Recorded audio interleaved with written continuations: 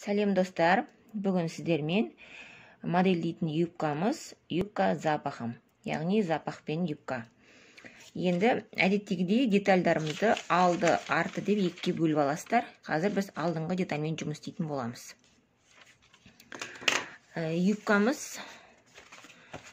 Юбкамыздың екеуі, міне мысалы осылай запахом болса, мына жерде екі деталі ол бір-біріне, яғни былайынан бірінің үстіне бірі тұратын болады. Сондықтан деталін қазір жасап аламыз. Сондай қылып. Ол үшін мына алдыңғы детальға, мына жерге басқа бір қағазға жабыстырып, мен қазір сіздерге жалғасын көрсетемін.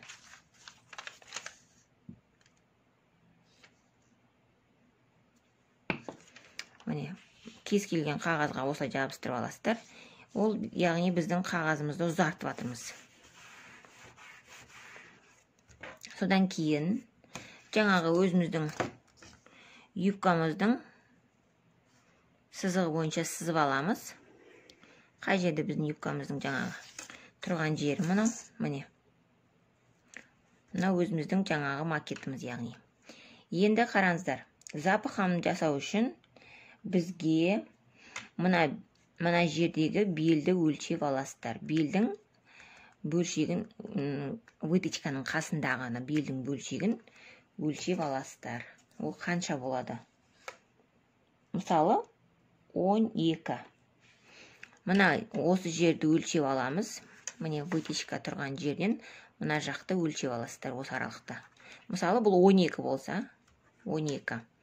Енді сол 12-ні мына өзіміздің шаблоннан былай оңға қарай 12 сантиметр қосамыз тағы да. Тура сол жаңағы өлшеп алған өлшемімізді. Міне, мына жер 12, мына алдыңғы бөлігіміз сияқты 12.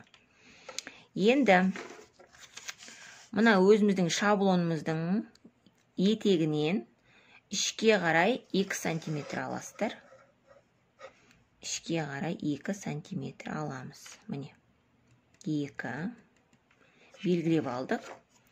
Осы 2 сызықты мына жаңағы 2 сантиметрімізді ішке қарай алған, және мына жердегі 12 сантиметріміз жаңағы белгілеп алған.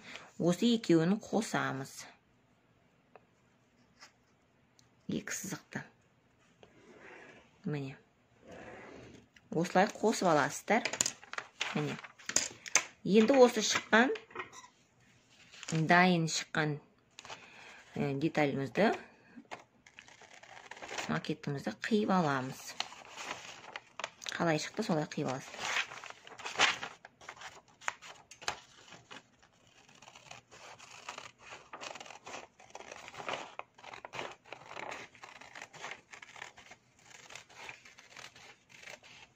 Міне.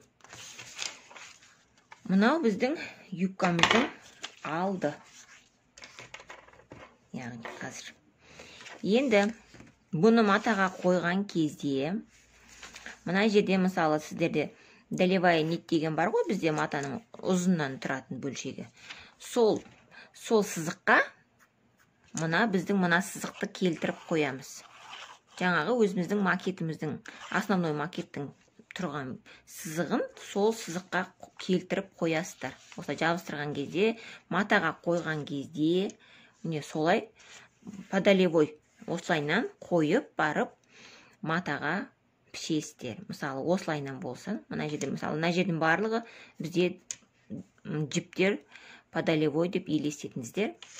Енді сол жерге апарып матамызды осылайнан жабыстырамыз. Біз енді қағазды жабыстырамыз, сіздер матаға қойып пішесіздер. Міне қазір жабыстырып алайық. Мына жерде подолевой тұр сызығымыз. Міне сол сызыққа келтіріп қойып жатырмыз. Міне осылайна. Осылай қоясыздар.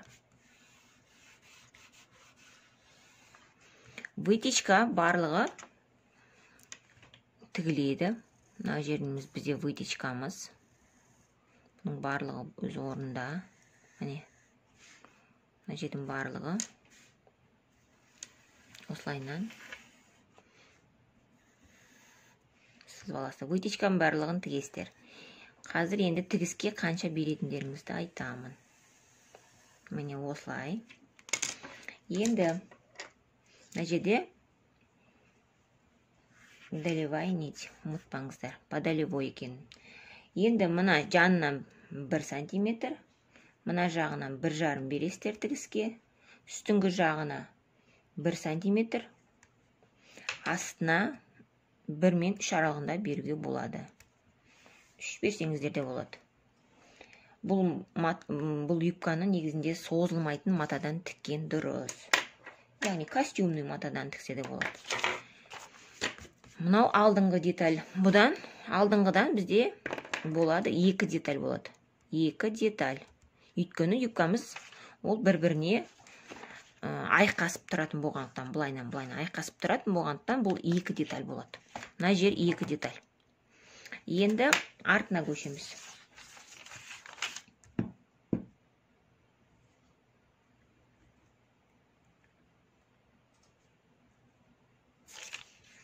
Артын жабыстырамыз.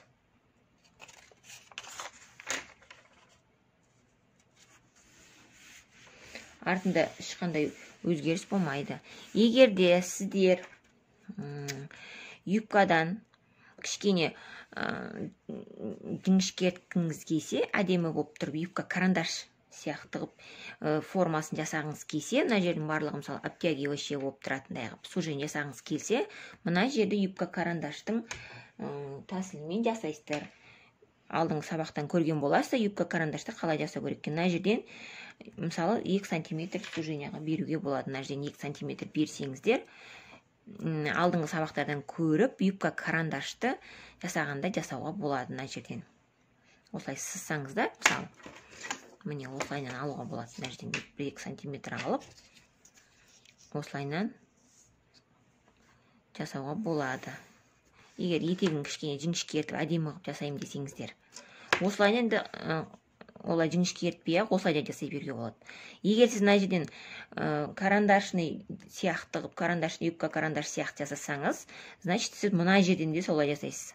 Онда сіз мына жерден де 2 сантиметр алып тастайсыз. Өзіңізге қаншалықтан ыңғайлы сонша аласыз. Мына жерден де сондай аласыз. Екі жақтан бірдей қыласыз. Мына жерден юбка карандашта қанша алдыңыз, мына жағынан да тура сонша алып тастайсыз. Егер мына жерден алсаңыз, алмасаңыз, онда керегі жоқ. Мысалы, міне осылай. Бұл жерде де солай. Ешқандай өзгеріс жоқ бұл жерде. Барлығы тігіс солай өзінің орнындағындай тігіледі. Мына жерде тігіске 1,5, жанына әдеттегідей 1,5, екі жаққа да.